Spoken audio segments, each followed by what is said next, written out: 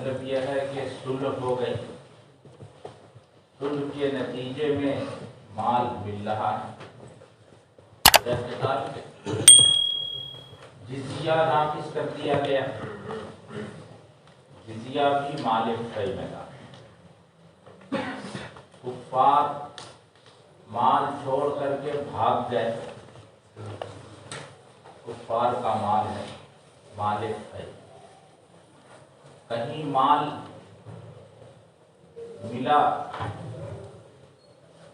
کفر کی علامت موجود ہے لیکن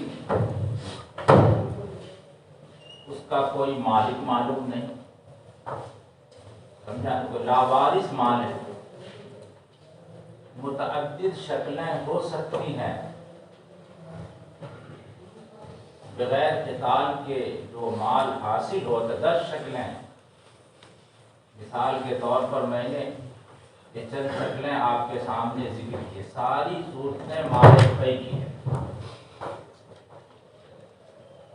مال غنیمت کا مسئلہ وَاعْلَمُوا أَنَّمَا غَنِمْتُم میں بیان کیا گیا، وہاں آپ نے تفصیل سے پڑھ لی۔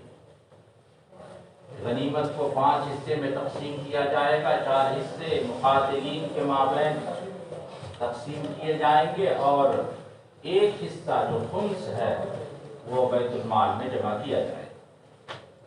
پھر بیت المال سے جو اس مال کی تقسیم ہوگی خمس الغنیمہ کی، قرآن کریم نے اس کے مستحقین وہاں بتا دیا،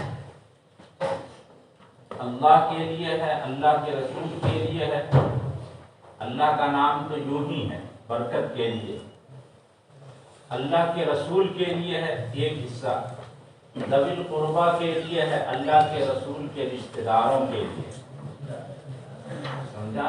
اور دوسرا حصہ ہو گیا فقراء کے لیے ہے اور مساکین کے لیے ہے اور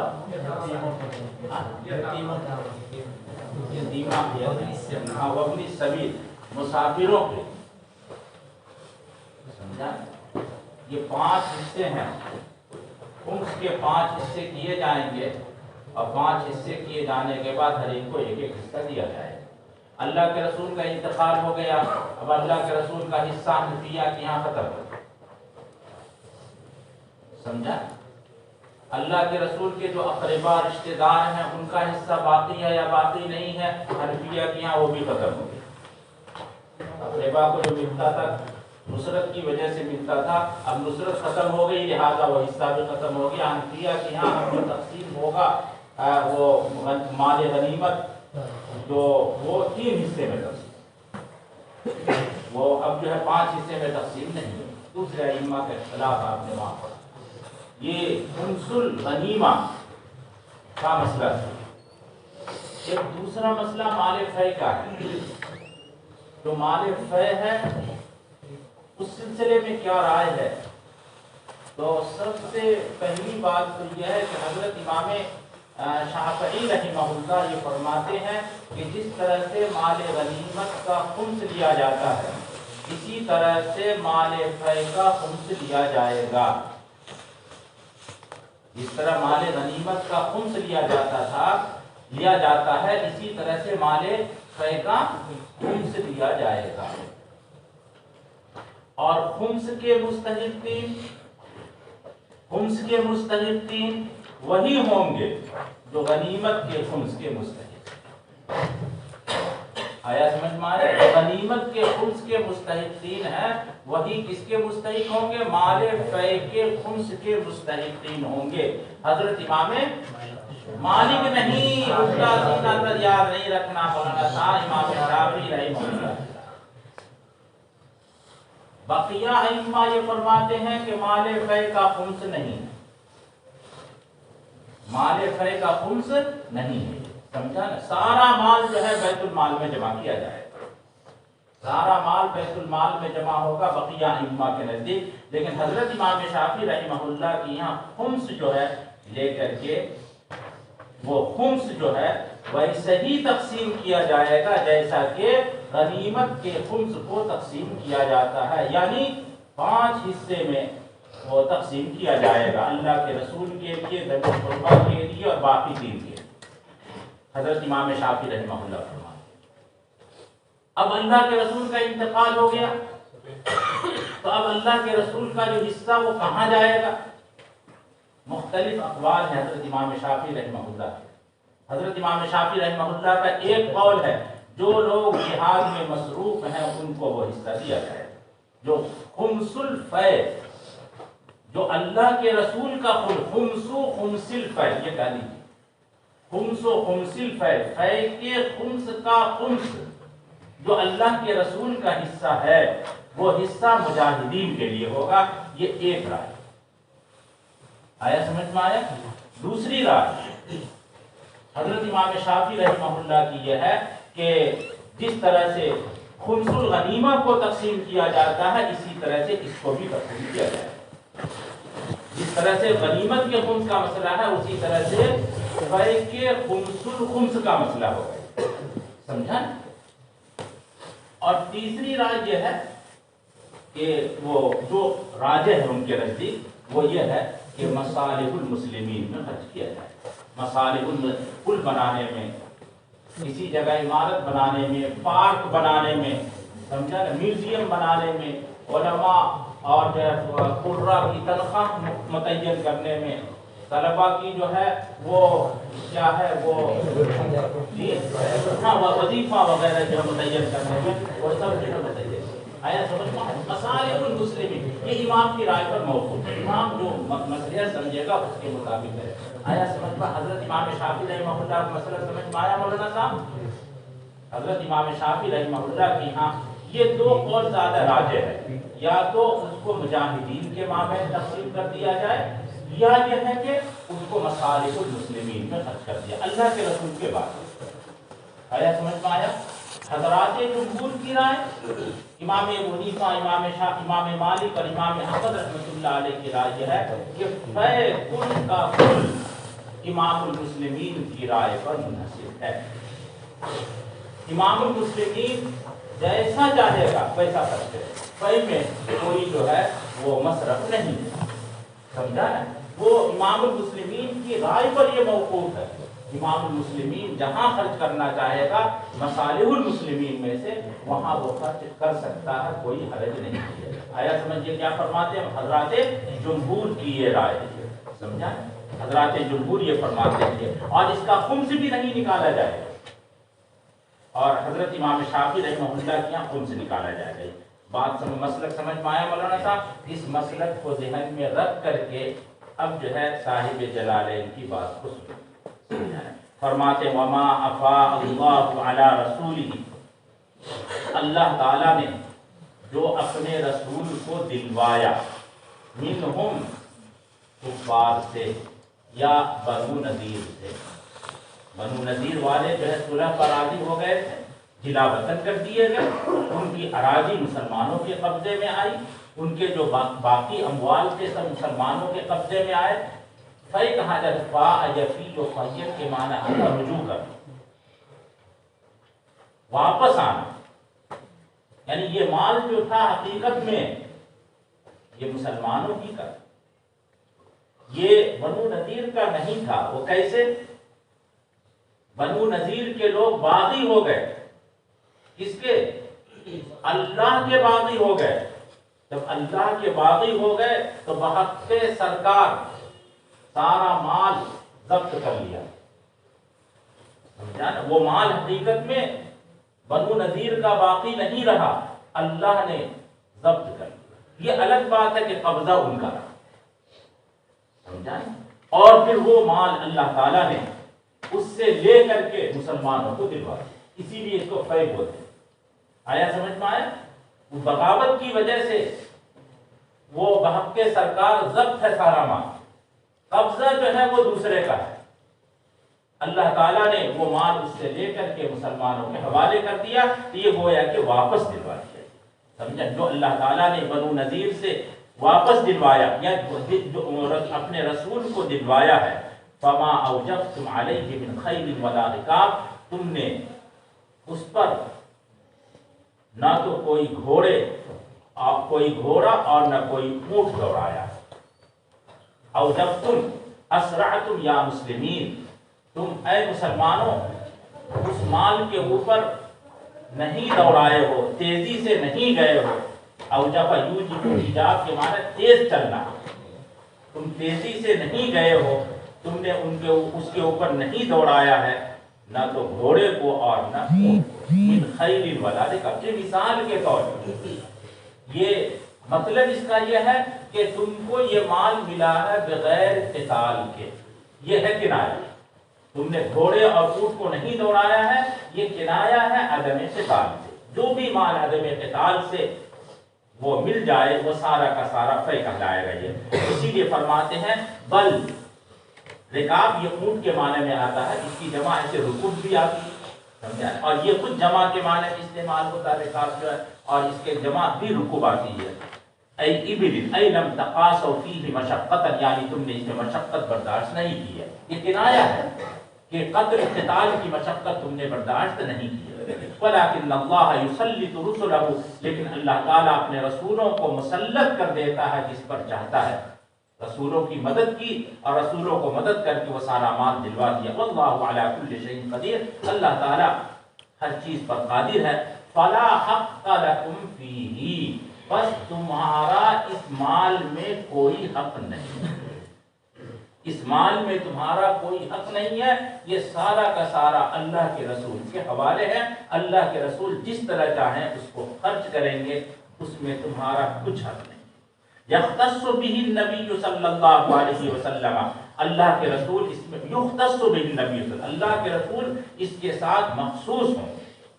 ومن ذکر معه في الآية الثانية من الأصناف الأربعة على ما كان يقسمه من، اچھا فرماتے ہیں کہ دوسری آیت میں جو آ رہا ما افاء اللہ علی رسولہ من اہل القرى، اور آگے آ رہا للرسول، فللہ، للہ تو برکت کے لیے، وللرسول ولذی القربى والیتامى والمساکین وابن السبیل.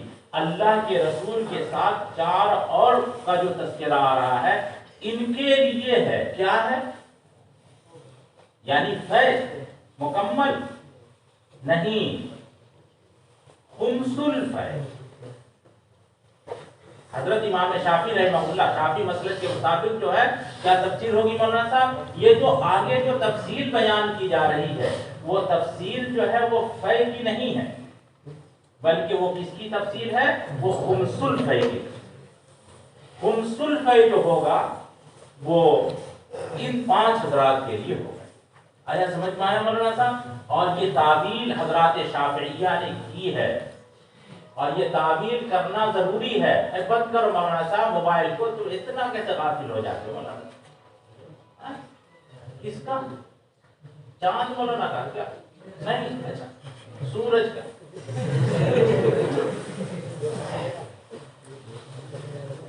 یہ تعبیر اس لیے کرنی پڑی ہے کہ متعدد احادیث میں یہ بات آئی ہوئی ہے کہ یہ فیض، آپ طویل حدیثیں پڑھیں گے، اس میں حضرت عمر رضی اللہ تعالیٰ عنہ کی بڑی طویل حدیث ہے. اس میں انہوں نے فرمایا ہے کہ تم سبوں کو یہ بات معلوم ہے کہ اللہ تعالیٰ نے اپنے رسول کو اس مال کے ساتھ مخصوص کیا تھا، اس میں کسی کا حق نہیں. سب لوگوں کو اعتراف ہے، تمام صحابہ نے کہا کہ ہمیں اعتراف. حضرت علی نے فرمایا ہمیں بھی اعتراف. حضرت عباس نے فرمایا کہ ہمیں بھی اعتراف ہے. واقعتاً اللہ کے نبی جو ہے اس کے ساتھ مخصوص تھے، اللہ کے نبی کے علاوہ کسی کو حق نہیں. یہی وجہ کہ اللہ کے رسول نے وہ مال فیض سے اپنی ازواج مطہرات کا نفقہ متعین کیا، اپنی ازواج مطہرات کا نفقہ متعین کیا تھا. سالانہ نفقہ ازواج مطہرات کو مال فیض سے دیا جاتا تھا، جس کو حضرت ابو بکر نے باقی رکھا، جس کو حضرت عمر نے باقی رکھا، سب نے اس کو باقی رکھا. لہذا حضرات شافعیہ تعبیر کرنے پر وہ کیا ہو رہے ہیں؟ مجبور ہو رہے ہیں کہ یہاں پر جو 5 اصناف کو ذکر کیا جا رہا ہے وہ 5 اصناف جو ہے وہ خمس الفے کے لیے ہے.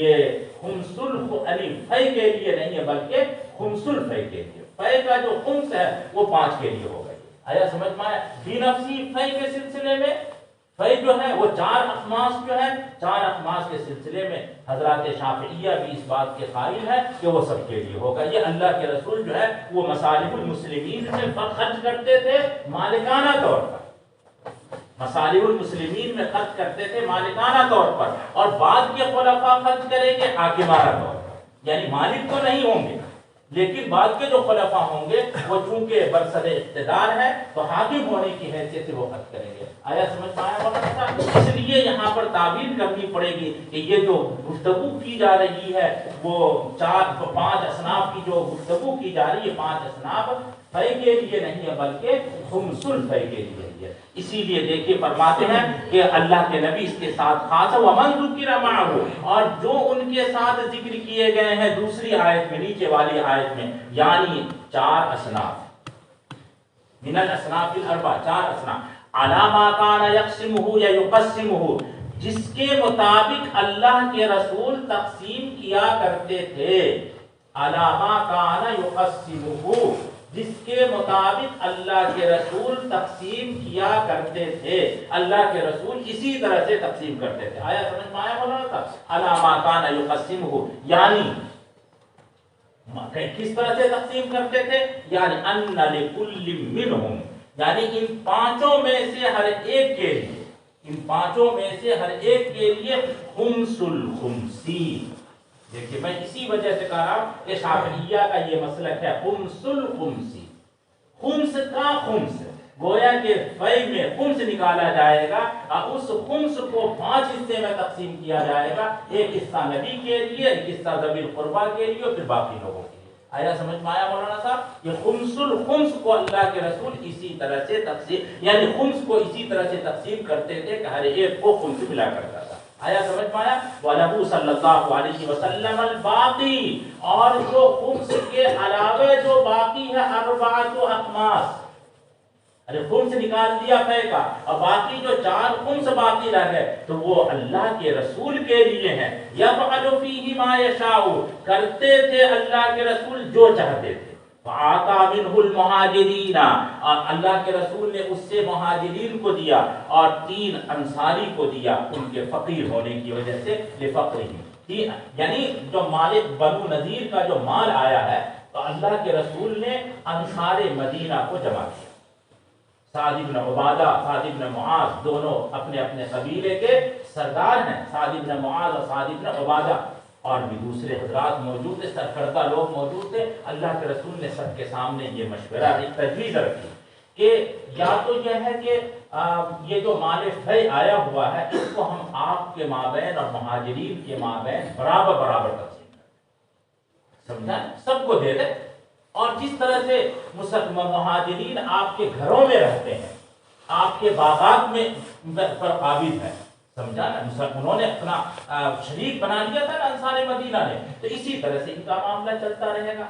دوسری شکل یہ ہے کہ انصار یعنی یہ جو مال نذیر ہے، بنو نذیر کا جو مال آیا ہے مہاجرین میں تقسیم کر دیے جائے، اور مہاجرین کو آپ کے گھروں سے نکال دیا جائے اور آپ کے باغات سے نکال دیا جائے، خلا کر دیا جائے، نکال دیا جائے ہوتا ہے۔ آیا سمجھ پایا مولانا صاحب؟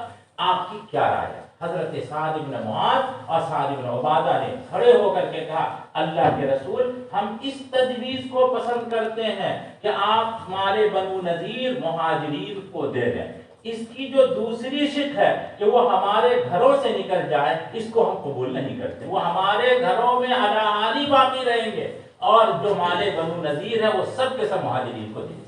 یہ انہوں نے ایثار کا جذبہ حضرات انصار نے دیکھا ہے۔ جب بحرین کا جب مال آیا تھا، صلح، جب بحرین میں بھی صلح ہو گئی تھی، تو جب وہ اس کے بارے میں اللہ کے رسول نے انصار مدینہ کو کہا کہ تمہارے لیے یہ بحرین کا مال ہے، مہاجرین میں سے کسی کو نہیں ملے گا، تو انصار مدینہ نے کہا ایسا نہیں ہو سکتا، جب تک مہاجرین کو نہیں مال ملے گا ہم بھی یہ مال لینے کے لیے تیار نہیں۔ یہ انصار مدینہ کا وہ ایثار تھا، جو کہ جب وہاں پر نمبر آیا تو مہاجرین کو شریک کیے بغیر لینے کے لیے تیار نہیں ہوئے، اور جب یہاں پر معاملہ تھا کہ ان کو گھروں سے، آپ کے گھروں سے خالی کر دیا جائے اور ان میں مال بنو نذیر کو تقسیم کر دیا جائے، تو انصار مدینہ نے کہا کہ ایسا نہیں ہوگا، مال بنو نذیر آپ تقسیم کر دیجئے انہی میں، اور وہ ہمارے گھروں میں بدستور باقی رہیں گے۔ یہ اللہ کے رسول نے مہاجرین میں یہ مال جو ہے تقسیم کر دیا مال بنو نذیر کو، اور صرف 3 انصاری صحابی کو جو کہ فقیر تھے ان کو جو ہے اللہ کے رسول نے عنایت فرمایا ہے۔ یہ ان کا نام بھی حاشیے میں لکھا ہوا ابو دجانہ ہے، سہل بن حنیف ہے، اور حارث بن سمہ ہے۔ یہ 3 حضرات تھے جو انصاری مدینہ میں سے تھے، ان کو جو فقیر ہونے کی وجہ سے آیا بات سمجھ کے عبارت سمجھ میں آنے والا نہ تھا۔ یہ اس عبارت سے یہی مفہوم ہوتا جو میں نے آپ کو بیان کیا ہے، اور وہی مفہوم جو میں نے آپ سے بیان کیا ہے یہ دوسری کتابوں میں وہ لکھا ہوا، اس کی شروحات میں بڑا ارد مرد ہوا معاملہ، سمجھا نا۔ شوافع مسلک بالکل واضح نہیں ہوتا ہے، اور بلکہ شوافع کی کتاب میں بھی واضح نہیں ہے مسلک ٹھیک سے، لیکن دوسری کتابوں میں شوافع کے مسلک کو بالکل اچھے انداز میں بیان کیا گیا ہے کتاب میں، جو میں نے آپ کے سامنے ذکر کیا ہے۔ فرماتے ہیں ما افاء اللہ علی رسولہ من اہل القرى، یہ بدل ہے وہ پہلے والے ما افاء اللہ سے، سمجھا نا، بدل ہے یا تفسیر کہہ لیجیے کہ اللہ تعالیٰ نے اپنے رسول کو جو دلوایا ہے اہل قریٰ سے، قریہ والوں سے، مختلف، یعنی صرف مال بنو نذیر نہیں، مال بنو نذیر کے علاوہ اور بھی دوسری جو ہے دوسری قسم کی جو ہے وہ اشیاء تھی جو اللہ کے رسول کو بطور فے کے حاصل ہوئی تھی، مثلا صفرا، وادی قرا، یہ سب جگہ کا نام ہے، ینبع، سمجھا نا، مثال کے طور پر انہوں نے ذکر ہے، فدق ہے، سمجھا نا، نصف خیبر ہے، سمجھا نا، آپ نے اصول سیر میں باب ہی پڑھا، سمجھا نا، اس باب کو پڑھ لیجئے گا، وہ اسی سے متعلق ہے۔ مولانا صاحب فرماتے ہیں فَلِلَّهِ، یہ اللہ کے لیے ہے، یَأْمُرُ فِيهِ بِمَا یشاء، اللہ کے لیے ہونے کا مطلب یہ ہے کہ اللہ تعالیٰ جو چاہتا ہے اس میں حکم دیتا، اللہ کو کوئی مال نہیں چاہیے، وَلِلرَّسُولِ، اور رسول کے لیے ہے، وَلِذِي الْقُرْبَى، اور اللہ کے رسول کے اقربا کے لیے ہے، صاحب القربہ، ذی کے معنی صاحب القربہ، قربہ کا معنی قرابت النبی صلی اللہ علیہ وسلم، وہ اقربا سے کون مراد ہے؟ اقربا سے مراد حضرات شافعیہ کے یہاں بنو ہاشم اور بنو عبد المطلب، بنو ہاشم اور بنو مطلب ہے، عبد المطلب نے بنو المطلب، عبد مناف کے 4 لڑکے تھے، عبد مناف کے 4 لڑکے تھے، ہاشم، مطلب اور بولو ایسوسیت ختم ہو گئی، لیکن نوفل ایک اور ہے، ایک اور ہے عبد شمس، عبد شمس، یہ 4، سمجھا نا۔ تو ہاشم کی اولاد اور مطلب کی اولاد حضرات شافعیہ کی یہاں آل النبی، بنو ہاشم، ہاشم کی اولاد اور مطلب کی اولاد، حضرت امام شافعی رحمہ اللہ مطلبی ہیں، حضرت امام شافعی رحمہ اللہ مطلبی ہیں، اور ہاشم آپ جانتے ہیں حضرت علی اللہ کے رسول ہاشمی ہیں، سمجھا، اور نوفلی جو ہیں جبیر بن مطعم بن عدی بن نوفل، وہ نوفلی ہیں، اور عبد شمس عثمان بن عفان ابشمی ہیں، حضرت عثمان جو ہے ابشمی، اس کو عبد شمس کی جو نسبت ہوتی ہے ابشمی ہوتی ہے۔ یہ تو یہ آل ہاشم اور آل مطلب جو ہے حضرات شافعیہ کے یہاں آل رسول، اور حنفیہ کے یہاں آل رسول وہ نہیں ہے جو آپ نے زکوٰۃ کے باب میں 5 قسم کے آل کو پڑھا ہے، وہ آل مراد نہیں۔ آیا سمجھ میں آیا مولانا صاحب؟ فرماتے ہیں کہ من بنی ہاشم و بنی مطلب والیتامى، یتامہ کے معنی اطفال المسلمین، مسلمانوں کے بچے جو جن کے آبا ہلاک ہو گئے ہوں، یعنی انتقال کر گئے ہوں، وہم فقراء، اور وہ بچے فقیر ہوں، والمساکین، اور مسکین، ذوی الحاجت من المسلمین، مسلمانوں میں سے جو اصحاب حاجت ہے، وابن السبیل، اور مسافر، یعنی المنقطع فی سفرہ من المسلمین، ایسا شخص جو اپنے سفر میں الگ رہنے والا ہو، الگ رہ جائے، منفرد ہو جائے، اپنے قافلے سے بچھڑ جائے، المنقطع فی سفرہ، قافلے سے بچھڑ جانے والا شخص اپنے سفر میں، بشرطے کہ وہ مسلمانوں میں سے۔ یہ ذوی القربہ کا حصہ جو ہے وہ شافعیہ کے یہاں باقی ہے، سمجھا، اور حنفیہ کے یہاں جو خمس الغنیمہ ہے، یہاں تو استحقاق نہیں ہے، لیکن وہاں جو ہے وہ خمس الغنیمہ میں ذوی القربہ کا حصہ ختم ہو گیا، اللہ کے رسول ان کو دیا کرتے تھے نصرت کی وجہ سے، اب نصرت ختم، لہذا جو ہے ذوی القربہ کا حصہ ختم ہو گیا۔ فرماتے ہیں ان کے لیے ان یستحق النبی، یعنی اس کا مستحق ہوں گے اللہ کے نبی، والاربعۃ اور چاروں افراد، چاروں اصناف، علی ما کان یقسمہ، جس کے مطابق اللہ کے رسول تقسیم کیا کرتے تھے، من ان لکل من الاربعۃ خمس الخمس ولہ الباقی، یعنی ان میں سے چاروں میں سے ہر ایک کے لیے خمس الخمس ہوتا اور اللہ کے رسول کے لیے باقی وہ ہوا کرتا تھا۔ آیا سمجھ میں؟ عبارت آئی سمجھ میں؟ فرماتے ہیں کئی لا یکون دولۃ بین الاغنیاء منکم، اللہ تعالیٰ نے یہ تقسیم کا فیصلہ اس لیے کیا تاکہ نہ ہو جائے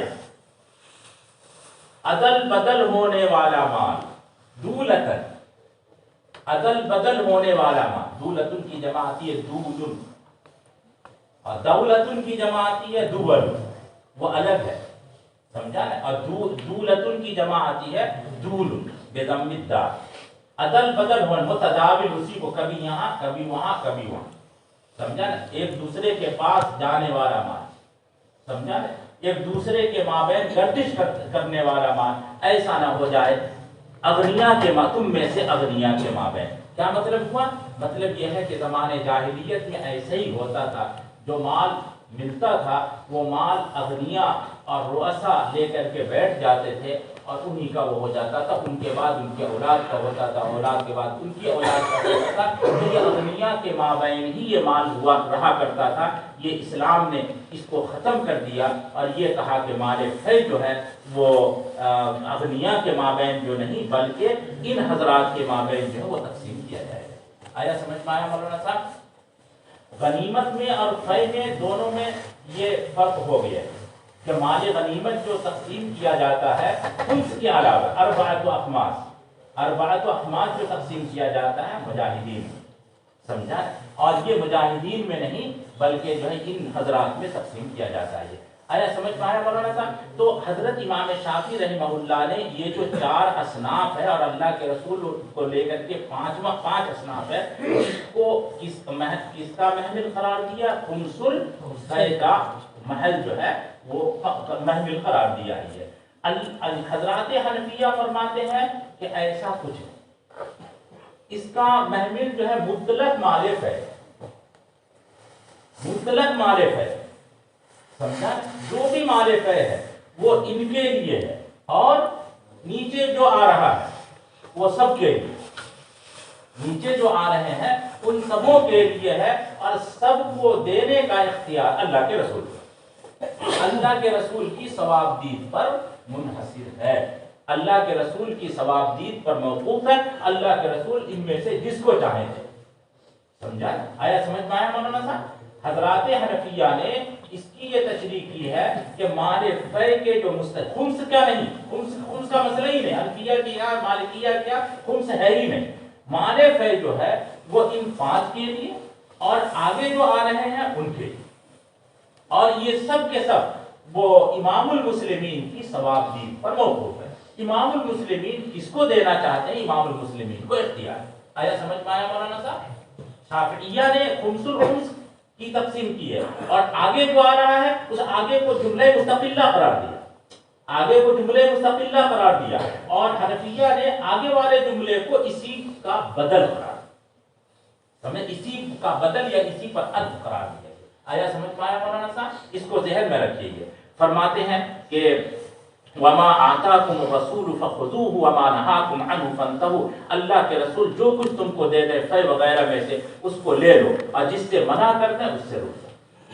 تم اللہ کے رسول تم کو کتنا دیں گے اور کتنا نہیں دیں گے، کس کو دیں گے اور کس کو نہیں دیں گے، جس کو دیتے ہیں مال دے دیں یا مال کے علاوہ احکام دے دیں، علم دے دیں، جو کچھ بھی دے دیں، سمجھا نا؟ جو بھی اللہ کے رسول کا کے معمورات میں سے ہوں ان معمورات کو لے لو اور جو منہیات میں سے ہو ان منہیات سے رک جاؤ۔ فرماتے واتقوا اللہ، اور اللہ سے ڈرتے رہو، اللہ کے رسول کی مخالفت نہیں ہونی چاہیے۔ ان اللہ شدید العقاب، اللہ تعالی یقیناً سخت عقاب والا ہے۔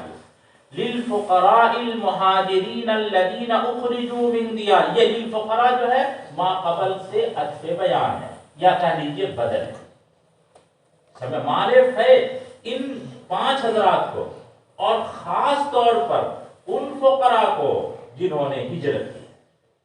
سمجھ پایا مولانا صاحب؟ حنفیہ کے یہاں ان فقراء کے لیے جنہوں نے ہجرت کی ہے، مہاجرین ہے. الذین اخرجوا من دیارہم، وہ مہاجرین وہ ہیں جن کو اپنے گھروں سے نکالا گیا، اپنے مالوں سے نکالا گیا.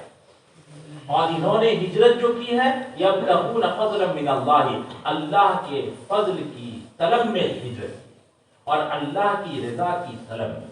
فضل کا تعلق دنیا سے اور رضا کا تعلق آخرت سے.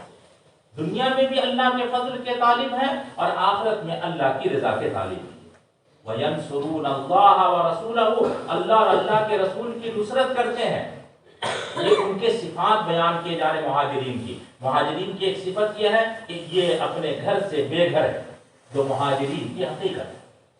من دیارہم واموالہم، آپ نے پڑھا اصول الچاچی میں کہ ان کو مہاجر کو فقراء کہا گیا ہے، حالانکہ ان کے پاس مال موجود تھا مکہ مکرمہ میں، اس لیے فقراء کہا گیا کہ ان کا مال کافروں کے قبضے میں چلا گیا تھا اور کافروں کے قبضے میں جانے کی وجہ سے کافر اس کے مالک ہو گئے تھے. آپ نے پڑھا اصول الچاچی میں، 1-2 سال پیچھے جائیں، اس کو ذہن میں رکھیں. سمجھا؟ الذین اخرجوا من دیارہم واموالہم. اور یہ مہاجرین کیسے ہیں؟ ان کی ہجرت جو ہے اللہ کی رضا اور اللہ کے فضل کی طلب میں. تیسری خصوصیت یہ ہے کہ ینصرون اللہ ورسولہ، اللہ اور اللہ کے رسول کی نصرت کرتے ہیں. نصرت ہی کے لیے یہ انہوں نے ہجرت کی ہے. اللہ تعالیٰ فرماتا اولئک هم الصادقون، یہی لوگ اپنے ایمان میں سچے. یہ مہاجرین ہیں، یعنی اللہ تعالیٰ یہ فرما رہا ہے کہ مال فے کے مستحقین یہ فقراء بھی ہیں جو مہاجرین میں سے. لیکن حضرات شافعیہ کے یہاں چونکہ وہ 5 کا بیان جو ہے وہ خمس الفے کے لیے ہے، لہذا اس کو جملہ مستقلہ قرار دیتے. جملہ مستقلہ قرار دینے کے لیے انہوں نے تقدیر عبارت کی ہے نا مولانا صاحب. للفقراء متعلق بمحذوف، یہ محذوف سے متعلق ہے، یعنی اعجبوا، تعجب کرو. سمجھا نا؟ اعجبوا، تعجب کرو. سمجھا نا؟ ان لوگوں پر، ان فقراء کے اوپر جو ہجرت کرنے والے. یہ ایک مستقل جملہ. اور یہ مہاجرین اور انصار مدینہ اور مہاجرین و انصار مدینہ کے بعد جو مسلمان ہیں، ان تینوں جماعت کی تعریف اور توصیف میں اللہ تعالیٰ نے آیات کو بیان فرمایا. آیا سمجھ پائے؟ مہاجرین اور انصار مدینہ اور ان دونوں کے بعد جو دوسرے مسلمان ہیں قیامت تک آنے والے، ان سبوں کی تعریف اور توصیف میں اللہ تعالیٰ نے ان آیات کو بیان کیا ہے. اور حنفیہ فرماتے اس کا تعلق اوپر ہی سے ہے، ان کے لیے بھی مال فے ہے، ان مہاجرین کے لیے بھی ہے، اور انصار مدینہ کے لیے بھی ہے، اور انصار مدینہ کے بعد جو دوسرے مسلمان ہیں ان کے لیے بھی ہے. سب کے لیے جو ہے وہ مال فے ہے. آیا سمجھ پایا مولانا؟ فرماتے ہیں والذین تبوأوا الدار والایمان، اور وہ لوگ جنہوں نے مدینے کو اپنا گھر بنایا ہے اور ایمان سے محبت کی. جنہوں نے مدینے کو اپنا گھر بنایا ہے، یعنی جو مدینے کے رہنے والے ہیں. تبوأوا الدار، دار سے مراد مدینہ. والایمان، ایمان سے پہلے ایک فعل محذوف ہے، وَأَلِفُوهُ، ایمان سے انہوں نے محبت کی ہے. الف یألف، محبت کرنا. الفو جو فعل ہے یہ تبوؤ پر عطف ہے اور یہ محذوف ہے. آیا سمجھ؟ علفت سبنا وماء باردا ہے نہیں مولانا صاحب؟ تو وہ سقیتو جس طرح وہاں پر محذوف ہے، اسی طرح سے یہاں پر الفو محذوف ہے. سمجھا؟ اور وہ لوگ جنہوں نے مدینے کو اپنا گھر بنایا ہے اور ایمان سے محبت کی ہے، اور وہ انصار مدینہ ہے. من قبلہم، مہاجرین سے قبل، یعنی مہاجرین ابھی آئے نہیں تھے مدینہ منورہ میں، اور مدینہ منورہ میں آنے سے پہلے یہ انصار مدینہ، ایمان سے محبت کرنے والے اور مدینے کو دارالاسلام بنانے والے، مہاجرین کے آنے سے پہلے مدینہ منورہ دارالاسلام بن گیا. ہم یہ مدینے کی خصوصیت ہے، کوئی بھی اور شہر ایسا نہیں ہے کہ ابھی جنگ نہ ہوئی ہو یا معاہدہ نہ ہوا ہو اور وہ جو ہے دارالاسلام بن گیا ہو، لیکن مدینے کے سارے لوگ اکثر لوگ مسلمان ہو گئے، جس کی وجہ سے یہ کیا ہو گیا، دارالاسلام بن گیا۔ تو یعنی مہاجرین کے آنے سے پہلے انہوں نے ایمان سے محبت کر لی تھی، سمجھا، اور انہوں نے مدینے کو اپنا وطن بنا لیا تھا۔ اچھا، جن لوگوں نے یہاں پر ایمان کو تبوؤ سے متعلق مانا ہے، الفو وغیرہ کو مقدر نہیں مانا ہے، تو انہوں نے یہ ترجمہ کیا ہے کہ مدینے کو دار بنایا اور مدینے کو دارالایمان بنایا۔ ارے مدینے کو اپنا گھر بنایا اور مدینے کو اپنا دارالایمان بنایا، سمجھا بھائی، دارالایمان ہے، دارالاسلام بنایا۔ آیا سمجھ، من قبلہم، مسلمانوں کے آنے سے پہلے یحبون من ہاجر الیہم، ان کی دوسری خصوصیت یہ ہے کہ یہ مہاجرین سے محبت کرتے ہیں۔ کون محبت کرتا مولانا؟ باہر والوں سے کوئی محبت کرتا؟ کوئی باہر والے کو ایک دو دن ضیافت کرے گا، بعد میں کہہ دے گا کہ ہو گیا۔ کوئی باہر والے سے محبت کرنے والا نہیں ہوتا، لیکن انہوں نے اپنی جان اور اپنا مال سب نچھاور کر دیا، بیویوں سب کو نصف نصف کر کے دے دیا کہ جو بیوی تم کو پسند آ جائے بولو، میں اس کو طلاق دے دیتا ہوں، وہ جو یعنی عدت گزرنے کے بعد تم ان سے نکاح کر لینا۔ یہ جو ہے انہوں نے کیا، محبت کرتے ہیں وہ مہاجرین سے۔ یحبون من ہاجر الیہم ولا یجدون فی صدورہم حاجۃ مما اوتوا، مہاجرین کو جو کچھ دیا گیا، مما اوتوا جو کچھ مہاجرین کو دیا گیا، اس سے کوئی بھی، اس کے سلسلے میں کوئی بھی حسد یا کوئی بھی حاجت اپنے دل میں نہیں پاتے، اپنے دل میں حاجت نہیں پاتے ہیں۔ یعنی جیسے اموال بنی نذیر جو ہے مہاجرین کے مابین تقسیم کیے گئے، تو اب اس کی طرف انہوں نے یعنی حسد نہیں کیا، اس سے جو حسد نہیں کیا، اور اپنی حاجت بھی دل میں جو ہے وہ محسوس نہیں کی کہ وہ مال ان کو کیوں دے دیا گیا، وہ مال مجھ کو بھی ملنا چاہیے، بلکہ آپ خوش ہو رہے کہ میرے بھائیوں کو میرا وہ جو اموال بنی نذیر دے دیا۔ سمجھا مولانا صاحب؟ لا یجدون فی صدور، اپنے دلوں میں نہیں پاتے ہیں کوئی حاجت، حاجت سے مراد حسد نہیں پاتے ہیں، مما اوتوا، جو کچھ اس سے جو کچھ کے مہاجرین کو دیا گیا۔ ای آت النبی المہاجرین من اموال بنی نذیر، یعنی مہاجرین کو اللہ کے نبی نے جو اموال بنی نذیر دیا ہے، جو کہ المختصۃ بہ، جو اموال کے اللہ کے رسول کے ساتھ خاص ہے، اللہ کے رسول جس کو چاہے گئے، تو اس سے جو ہے کسی بھی قسم کا جو ہے ان کے دل میں حسد وغیرہ محسوس نہیں ہوتا ہے۔ وَيُؤْثِرُونَ عَلَىٰ أَنفُسِهِمْ، اور وہ اب مہاجرین کو ترجیح دیتے ہیں اپنی ذات پر۔ آپ نے متعدد جو واقعات پڑھے ہیں، چراغ گل کر دیا اور مہاجر کو کھانا کھلا دیا، بچوں کو سلا دیا، سمجھا مولانا صاحب، اور خود بھی نہیں کہا حضرت ابو طلحہ اور حضرت ام سلیم رضی اللہ تعالی عنہما نے، سمجھا۔ تو اللہ کے رسول نے پھر جو ہے ان کو بشارت بھی دی ہے۔ تو اس طرح کے بہت سارے واقعات ہیں کہ انہوں نے مہاجرین کو ترجیح دی ہے، وَلَوْ كَانَ بِهِمْ خَصَاصَةٌ، اگرچہ ان کو بھی حاجت تھی، وَلَوْ كَانَ بِهِمْ خَصَاصَةٌ، سمجھا نا، خصاصہ کے معنی حاجت الی ما یؤثرون به، اس کی حاجت تھی جس کی ترجیح انہوں نے، جس کے ذریعے سے وہ مہاجرین کو ترجیح دے رہے ہیں۔ اللہ فرماتا وَمَنْ يُوقَ شُحَّ نَفْسِهِ، جس شخص کو اپنے نفس کے حرص سے بچا لیا گیا، جس شخص کو اپنے نفس کے حرص سے بچا لیا گیا، شح کے معنی حرص، بخل مع الحرص کو شح کہا جاتا ہے، شح یا شح کے معنی حرصھا علی المال فاولئک هم المفلحون، تو وہی لوگ کامیاب ہیں۔ والذین جاؤوا من بعدہم، یہ والذین جاؤوا من بعدہم مہاجرین اور انصار کے بعد، اور وہ لوگ جو ان کے بعد آئے، من بعد المہاجرین والانصار الی یوم القیامہ، قیامت تک آنے والے مہاجرین اور انصار کے بعد جتنے بھی مسلمان ہیں، یقولون، وہ مسلمان کہتے ہیں، ربنا اغفر لنا، اے ہمارے پروردگار ہماری مغفرت فرما، وَلِإِخْوَانِنَا الَّذِينَ سَبَقُونَا بِالْإِيمَانِ، اور ہمارے ان بھائیوں کی مغفرت کیجیے جو ہم سے پہلے ایمان لا چکے۔ یعنی اپنے لیے بھی مغفرت کی دعا کرتے ہیں، انصار اور مہاجرین کے لیے بھی مغفرت کی دعا، سمجھا۔ ان کا یعنی خصوصی وصف یہ ہے بعد میں آنے والوں کا، سمجھا۔ یہ وصف اگر نہیں ہے تو ہونا چاہیے، یہ اللہ تعالیٰ فرمانا چاہ رہا ہے۔ وَلَا تَجْعَلْ فِي قُلُوبِنَا غِلًّا لِّلَّذِينَ آمَنُوا، اور ہمارے دلوں میں مت بنائیے کینہ، غل، حقد، عداوت ان لوگوں کے لیے جو ایمان لا چکے ہیں۔ مومنوں سے کسی بھی قسم کی عداوت کو جگہ مت دیجیے ہمارے دل میں۔ ربنا، اے ہمارے پروردگار، انک رؤوف الرحیم، یقیناً آپ شفقت کرنے والے اور مہربان ہیں۔ آیا سمجھ میں آیا مولانا صاحب؟ یہ یعنی پہلے جو ہے 5 اصناف کو بیان کیا، پھر جو مہاجرین کو، پھر انصار کو، اور پھر اس کے بعد جو قیامت تک آنے والے مسلمانوں کا حال بیان کیا۔ یہ فرماتے ہیں کہ الم تر الی الذین نافقوا یقولون لاخوانهم الذین کفروا من اہل الکتاب، پھر پیچھے کی جانب لوٹ جائیے۔ بنو نذیر کے موقع پر منافقین نے کہا تھا بنو نذیر کے لوگوں کو کہ مت نکلنا، ہم جو ہے تمہاری نصرت کے لیے آ رہے ہیں، سمجھا؟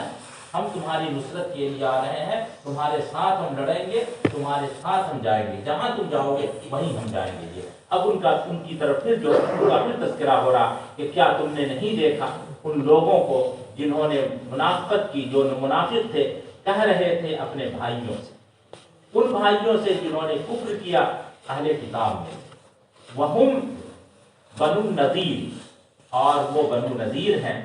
اور یہ جو بھائی جو کہا گیا ہے، یہ بھائی نسبی اعتبار سے نہیں، کیونکہ ایک تو یہودی ہیں، بنی اسرائیل ہیں، اور وہ جو ہے وہ اوس اور خزرج کے لوگ ہیں، منافقین اوس اور خزرج کے لوگ، اور یہ جو ہے یہود جو ہے وہ دوسرے قبیلے کے ہیں۔ تو اخوان جو کہا گیا ہے وہ کفر کے اعتبار سے کہا گیا، اخوانہم بالکفر۔ کیا کہہ رہے تھے؟ یہ مقولہ لئن اخرجتم، اگر تمہیں نکال دیا گیا مدینے سے، لئن لام قسم فی الاربعہ، لئن 4 جگہ ہے نا مولانا صاحب، یہاں پر 4 جگہ جو آ رہا لئن، ہر جگہ ایک ہی تشریح ہوگی۔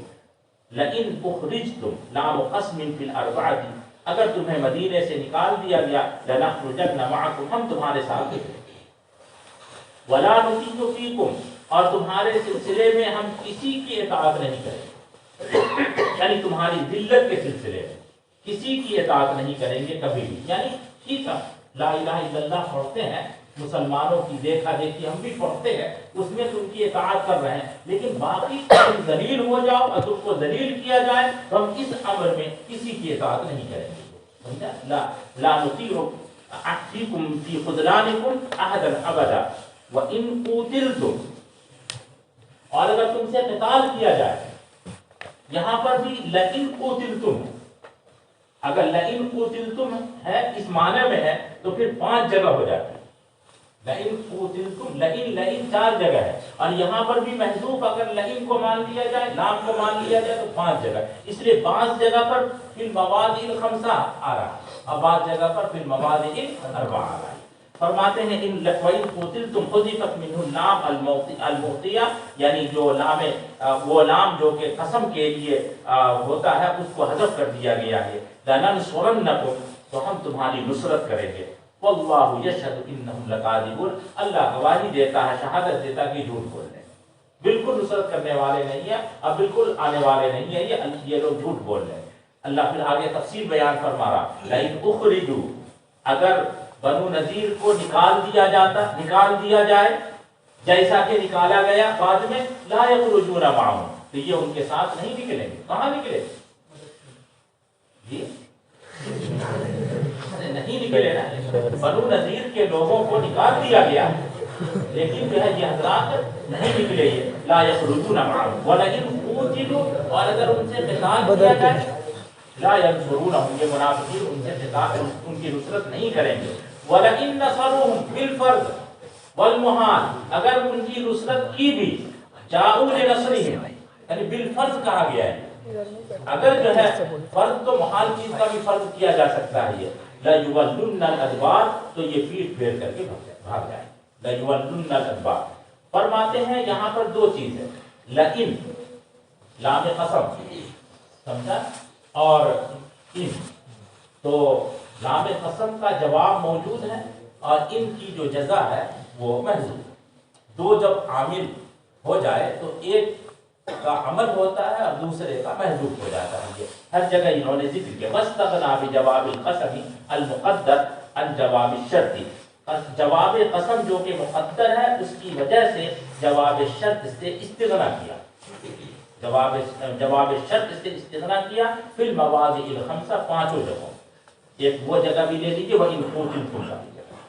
ثُمَّ لَا يُنصَرُونَ، پھر ان کی یعنی یہود کی کبھی بھی مدد نہیں کی جائے گی. لَأَنْتُمْ أَشَدُّ رَهْبَةً فِي صُدُورِهِمْ، یقیناً تمہارا خوف ان کے دلوں میں زیادہ ہے.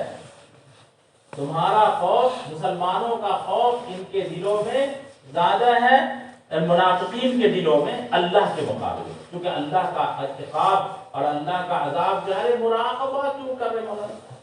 مراقبہ ہے.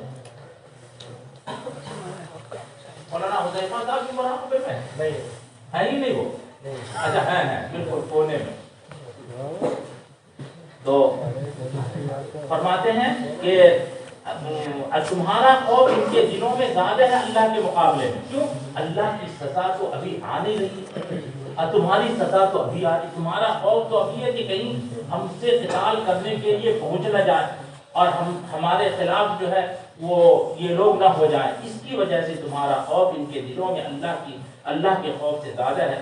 بِأَنَّهُمْ قَوْمٌ لَا يَفْقَهُونَ، اس وجہ سے کہ یہ ایسی قوم ہے وہ اللہ کی عظمت کو سمجھتی نہیں. لا يقاتلونکم، یہ یہود سے کہتے ہیں ہم تمہارے ساتھ مل کر کے قتال کریں گے. لا يقاتلونکم، یہود تم سے جمع ہو کر کے بھی قتال نہیں کر سکتے ہیں. اکٹھا ہو سارے یہود جمع ہو جائیں، منافقین کو بھی جمع کر لیں تو بھی جو ہے وہ قتال نہیں کر سکتے ہیں. الا فی قری محصنۃ، مگر ایسے قریہ میں جن کو جو محفوظ قلعہ بند قریہ محفوظ کر دیا گیا، او من وراء جدار، یا جدار کے پیچھے سے، دیوار کے پیچھے سامنے آ کر کے لڑ نہیں سکتے. سمجھا؟ جتنے بھی واقعات ہوئے سب میں قلعہ بند ہو کر کے انہوں نے قتال کیا. خیبر میں بھی یہی ہوا، قلعہ بند ہو کر کے انہوں نے قتال کیا. چھوٹا موٹا واقعہ پیش آیا باہر میں، اس کا کوئی اعتبار نہیں ہے. اصل جو قتال ہوا اس قتال میں کوئی بھی جو سامنے نہیں آیا. فرماتے ہو فی قراءۃ جدر، ایک قراءت میں جدر ہے جدار کی جمع. بأسهم بینہم شدید، ان سے گھبرانے کی ضرورت نہیں ہے، ان کے آپس میں شدید جنگ ہے. ان کے آپس میں، یہود کے آپس میں شدید جنگ ہے. تحسبهم، تم ان کو سمجھ رہے ہو کہ وہ اکٹھا ہے، جمیعاً مجتمعین، وہ اکٹھا نہیں ہے. قلوبهم شتیٰ، ان کے قلوب الگ الگ متفرق ہیں. خلاف القصبہ، تمہارے سمجھنے کے برخلاف. تم جیسا سمجھ رہے ویسا نہیں ہے. دیکھنے میں بھیڑ معلوم ہو رہی ہے لیکن بھیڑ میں جان نہیں ہے، کیونکہ ہر ایک کا منشا الگ الگ ہے، ہر ایک کا خیال الگ الگ ہے، ہر ایک الگ الگ انداز سے سوچتا ہے. اس لیے اس سے گھبرانے کی ضرورت نہیں ہے. ذالک بأنہم قوم لا یعقلون، یہ اس وجہ سے کہ ایسے لوگ ہیں کہ جو جانتے نہیں ہیں.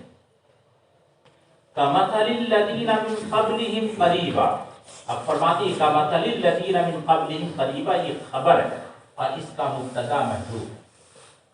ان کی مثال ترک ایمان میں، ان کی مثال یعنی یہود کی مثال ترک ایمان میں ان لوگوں کی طرح ہے جو ان سے پہلے قریب زمانے میں گزرے. کمثل الذین من قبلہم قریبا، ان لوگوں کی طرح ہے جو ان سے پہلے قریب زمانے میں ہوئے. قریبا یہ منصوب بنظر الخافض، اس لیے ترجمہ فرما رہے ہیں بزمن قریب، قریب زمانے میں گزرے. سمجھا؟ اور قریب زمانے میں کس کا واقعہ پیش آیا؟ فرماتے ہم اہل بدر من المشرکین، اہل بدر جو کفار قریش مقتول ہوئے ہیں بدر کے موقع پر، ان کی طرح سے ان کی مثال ہے. اور بعض مفسرین نے فرمایا کہ نہیں، اس سے مراد بنو وہ کیا ہے، یہ قینقاع، بنو قینقاع، جن کا یعنی ان کی مثال اور بنو قینقاع کی مثال جو ہے وہ برابر ہے. جس طرح سے وہ کفر میں تھے اسی طرح سے یہ کفر میں ہے. مفسرین یعنی صاحب کتاب نے اہل بدر من المشرکین وہ مراد لیا ہے جو ابھی غزوہ بدر میں واقعہ پیش آیا ہے. کیونکہ بنو نذیر جو ہے سن 4 ہجری میں بتایا تھا بالکل شروع میں ربیع الاول کے مہینے میں، تو 3 ہی مان لو. اور بدر جو ہے 2 کے لاسٹ میں ہے، ارے رمضان میں ہے، رمضان کے بعد بچتا ہی کتنا دن، تو 2 کے لاسٹ میں، وسط میں صرف 1 ہی سال. تو ابھی ابھی قریب میں جو گزرے ان کی مثال اور مشرکین مکہ کی مثال برابر ہے۔ ذاقوا وبال امرہم، جنہوں نے اپنے امر کا وبال چکھا ہے، یعنی اپنی عقوبت جو ہے انہوں نے چکھ لی ہے دنیا میں قتل وغیرہ کے ذریعے سے، من القتل وغیرہ، وَلَهُمْ عَذَابٌ عَلِيمٌ، اور ان کے لیے دردناک عذاب ہے۔ اور اگر بنو قینقاع مراد لیں گے تو جس طرح سے بنو قینقاع کو جلا وطن کر دیا گیا دنیا میں، اسی طرح سے بنو نذیر کو بھی جلا وطن کر دیا جا رہا ہے دنیا میں، سمجھا، اور آخرت میں وہ دردناک عذاب ہے، مُؤْلَمٌ فِي الْآخِرَةِ۔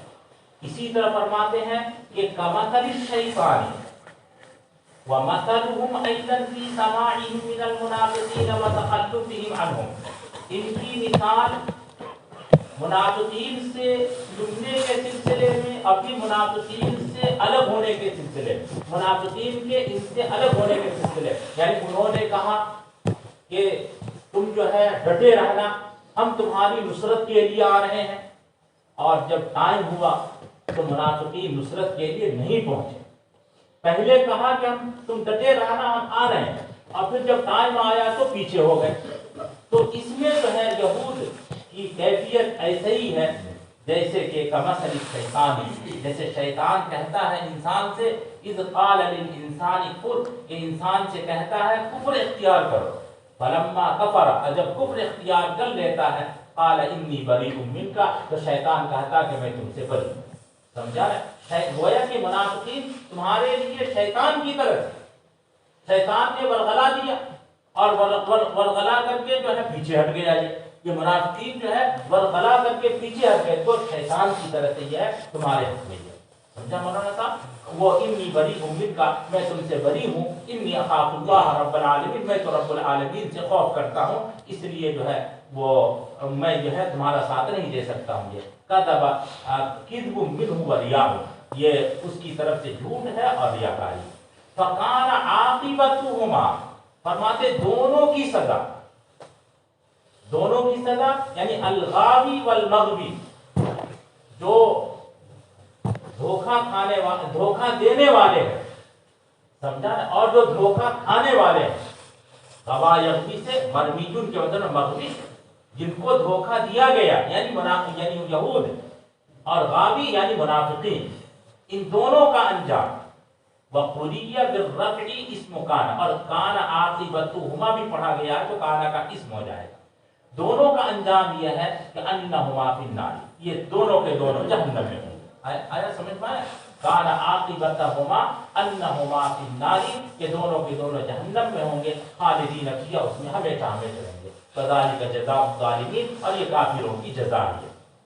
یا ایھا الذین آمنوا، خلاصہ یہ نکلا کہ منافقین کو انجام جو بد ہے، یا یہود کا جو انجام بد ہے، وہ اللہ کی اور اللہ کے رسول کی مخالفت کی وجہ سے ہے، اور شیطان کے دھوکے کی وجہ سے، نفس کے دھوکے کی وجہ سے۔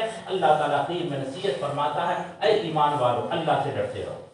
وَلْتَنْظُرْ نَفْسٌ مَّا قَدَّمَتْ لِغَدٍ، اور ہر شخص دیکھ لے کل کے لیے اس نے کیا بھیجا ہے، کل کے لیے اس نے کیا بھیجا ہے، کیا عمل جو ہے اس نے آخرت کے لیے کیا ہے، اس کو دیکھ لے۔ دنیا میں موقع ہے دیکھنے کا، کتنی نمازیں پڑھی، کتنے روزے رکھے، کتنے صدقات کیے، کتنی تسبیحات پڑھی، کتنے کار خیر کیا، کہ وہ سب کے سب دیکھ لے، کیونکہ آخرت میں یہی کام آنے والی چیز ہے، اور کوئی بھی چیز کام آنے والی نہیں ہے۔ یہ قدمت لغد، غد سے مراد یوم القیامہ، آئندہ کل، قرب کو بیان کرنے کے لیے۔ ارے جس طرح سے غد جو ہے وہ بہت دور نہیں ہے، جمعرات میں کتنے دیر باقی ہے، ارے تھوڑی دیر باقی ہے، سمجھا؟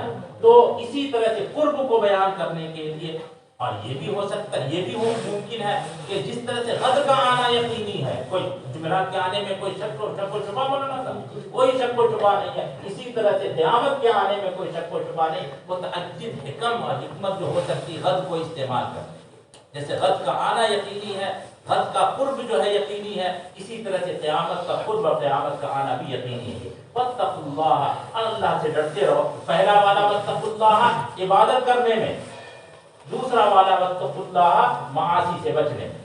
دونوں کو الگ الگ محفل متعین کر لیجئے. پہلا والا واتقوا اللہ جو ہے، اتقوا اللہ جو ہے عبادت کرنے میں اللہ سے ڈرتے رہو، اور دوسرا والا اتقوا اللہ معاصی سے بچنے میں بھی اللہ تعالیٰ سے ڈرتے رہو. ان اللہ خبیر بما تعملون، یقیناً اللہ تعالیٰ باخبر ہے جو کچھ کہ تم کر رہے. ولا تکونوا کالذین نسوا اللہ، اور تم لوگوں کی طرح سے مت ہو جانا جنہوں نے اللہ کو بھلا دیا. اللہ کو بھلانے کا مطلب کیا ہے؟ ترکوا طاعتہ، یعنی لازمی معنی. نسیان بول کر کے ترک الطاعت مراد لیا ہے، انہوں نے اللہ کی طاعت کو ترک کر دیا. فانساہم انفسہم، نتیجہ یہ نکلا کہ انہوں نے اپنی ذات کو بھلا دیا، اپنے آپ کو بھلا دیا کہ کیا چیز ان کی ذات کے لیے نافع ہے اور کیا چیز ان کی ذات کے لیے مضر ہے، اس کو بھلا دیا. اگر وہ اپنی ذات کو یاد رکھتے کہ ہماری ذات کے لیے کیا چیز نفع بخش ہے اور کیا چیز مضرت رساں ہے، تو اپنی ذات کے لیے وہ چیز کرتے جو کہ نفع بخش ہوتی ہے. تو انہوں نے ایسا نہیں کیا تو گویا کہ انہوں نے اپنی ذات کو بھلا دیا. آیا سمجھ میں آیا؟ انہوں نے اپنی ذات انفس کو بھلا دیا، یعنی مطلب ہے کہ انفس کے لیے کیا چیز مفید ہے اور کیا چیز مضر ہے، اس کو انہوں نے بھلا دیا. اگر وہ نہیں بھلاتے تو وہ کام کرتے جو اس کے لیے مفید ہوتا ہے. فرماتے ہیں یقدموا لها خیرا، یہ اسی کو کہا ہے کہ بدل کے طور پر ہے یہ کہ اس کو ان کی انفس کے لیے خیر کو مقدم کرتا ہے، خیر کو پہلے کرتا ہے. اولئک هم الفاسقون، یہی لوگ فاسق ہیں. لا یستوی اصحاب النار و اصحاب الجنہ، دونوں گروہ ہے. دونوں گروہ کے بارے میں فرماتے ہیں کہ اصحاب النار، جہنم والے اور جنت والے برابر نہیں ہو سکتے ہیں، دونوں میں بین فرق ہے. اصحاب الجنت هم الفائزون، اصحاب جنت کامیاب ہیں، اور اسی سے سمجھا جا سکتا ہے کہ اصحاب نار جو ہے کامیاب نہیں ہے.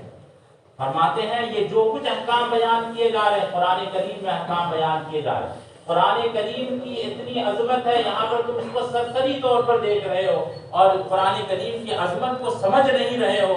حالانکہ قرآن کریم بہت عظیم شے ہے اور بہت ہی قابل احترام شے ہے.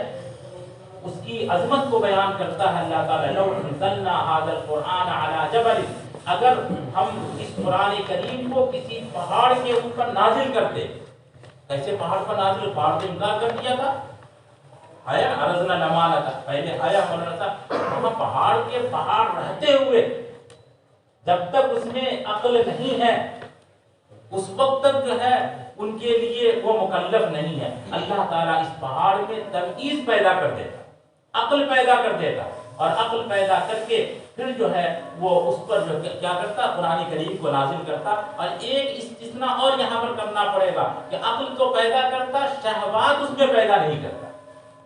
جیسے انسان میں تمیز بھی ہے اور انسان میں شہوات بھی اللہ تعالیٰ نے رکھ دی ہے، تو اس کی وجہ سے خرابیاں جو وہ پیدا ہو رہی ہیں. لیکن اگر پہاڑ میں تمیز پیدا کر دیتا جس کی وجہ سے وہ قرآن لینے کے لائق ہو جاتا، قرآن لینے کے لائق، مولانا صلی اللہ علیہ حاضری لے لیتے، ورنہ تو مولانا لوگوں کی حاضری سنا کہ وہ حاضری پر جو ہے وہ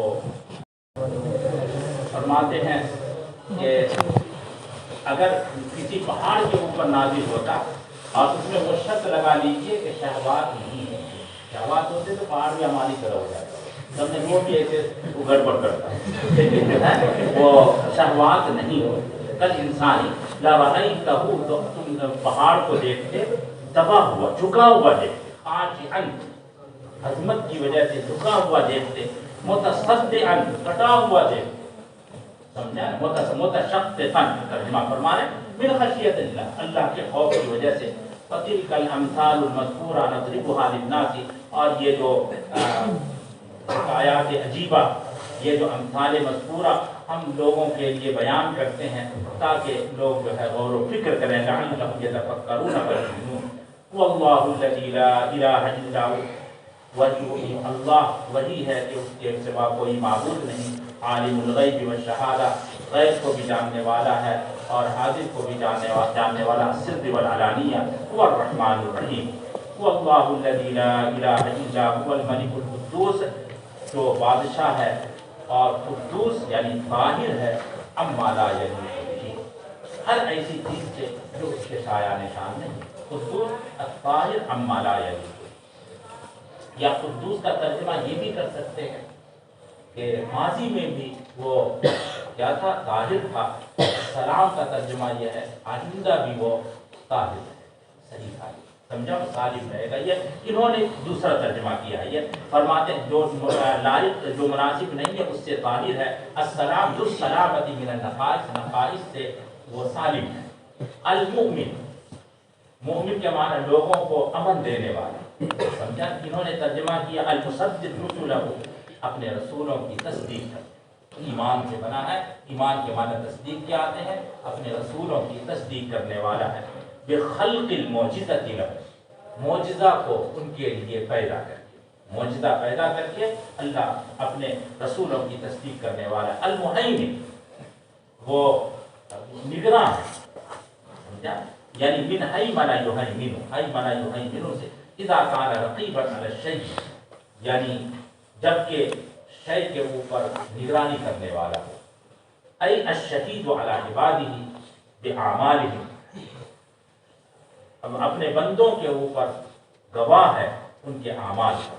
العزیز القوی، الجبار، جبار میں زبردست، زبردست ہے۔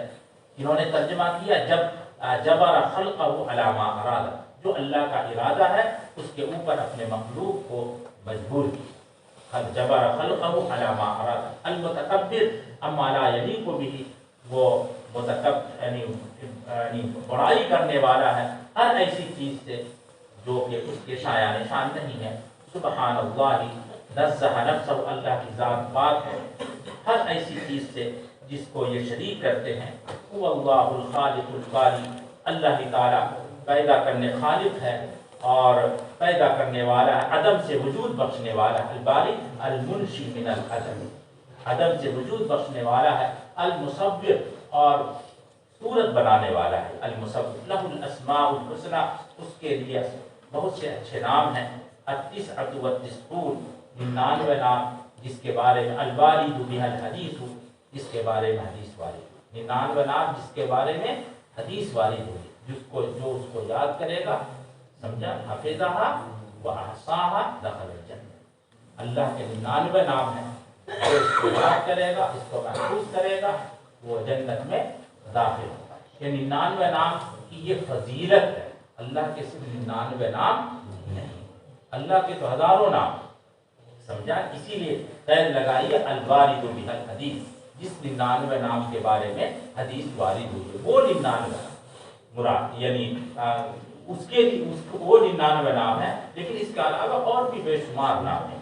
والحسنی مؤنث احسن، یسبح لہ ما فی السماوات والارض، اللہ کی تسبیح کرتی ہے وہ ساری چیزیں جو آسمانوں میں ہیں جو زمین میں ہیں۔ وہو العزیز الحکیم، وہ غالب ہے، حکمت والا ہے۔ تقدم اولا، پہلے یہ